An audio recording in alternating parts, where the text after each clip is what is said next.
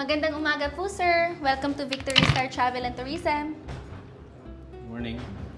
Juan Chavez. Luisa po. AJ? Hi, AJ. Guys, I really need your help. This is very urgent. Yes. Yes, sir. We can help you. Have a seat, sir, please. Sir Von, before anything else, would you like to drink something po? Yes, please. Coffee? Sure po. Sir Bon, before we start, may I know what's the problem? Can you just tell me the details? AJ, right? Yeah. I need to be in Singapore tomorrow. Pero lahat ng flight ko canceled because of technical issues. Thank you.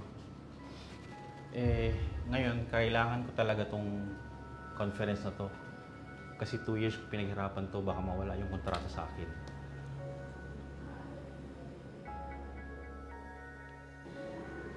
Sir Von, relax lang po. Hahanapan namin ng paraan yan. Kasi, Victory Star is known for finding solutions.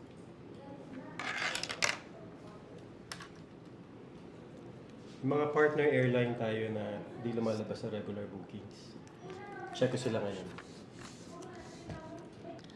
At sir, habang hinihintay natin yun, baka gusto nyo na rin i-consider yung connecting flight options. Connecting flight? Di ba matagal yun? Sir Von, minsan, kailangan lang naman natin ng tamang kombinasyon. At hindi ka namin pababayaan, sir. Hanggang sa makahanap tayo ng perfect route, sir. Okay. Thank you. Luisa, Sir Bon, may good news ako. Actually, nakausap ko yung partners natin sa Kuala Lumpur. May available flight sila papuntang Singapore bukas ng madaling araw. May seat pa sa economy. Tapos may connecting flight tonight mula Dubai to Kuala Lumpur. Sakto sa schedule mo. Wow! Sir, kung okay po sa inyo, guaranteed po to.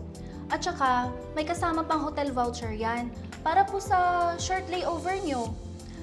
At isa pa po, sir, libre na po to ng Victory Star. So, hindi nyo na kailangang magbayad. Ito po yung mga details, sir. Talaga? Kaya ito within an hour? Guys, you really did a great job. I really appreciate what you did. Ngayon ko lang naramdaman na hindi lang ako kliyente.